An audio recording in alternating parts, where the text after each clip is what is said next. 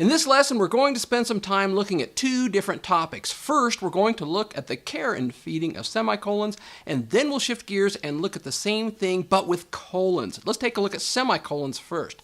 Here's what you need to remember about semicolons. If you have a sentence that has two independent clauses glued together inside of it, then you can use a semicolon to actually separate those two independent clauses and keep them within that same sentence. But in order to do this, you have to meet two criteria. The two independent clauses inside of the same sentence must first of all be very closely related to each other, and they must not be joined by a coordinating conjunction. Now, remember, an independent clause is kind of a complete sentence within a sentence. An independent clause contains a subject and a verb, and as such, it can stand alone because it makes its own sentence. It communicates a complete thought.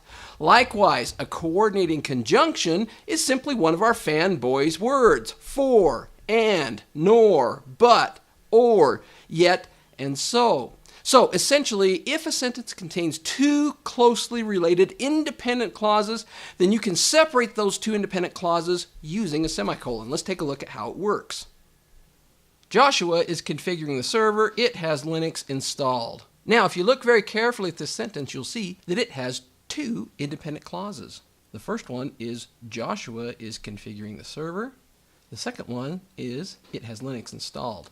How do we know that these are independent clauses? Because they can stand alone.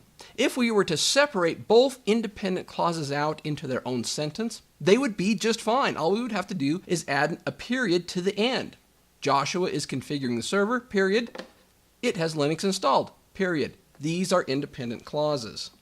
Because these are independent clauses and they reside within the same sentence, we need to separate them out. If we don't, we have a run-on sentence, and that's not good. In order to make this work, we've got to glue them together, but still separate them. We do that by inserting a semicolon after the first independent clause. Basically, this just adds a little bit of a pause between the two independent clauses. Joshua is configuring the server, slight pause, it has Linux installed. This works.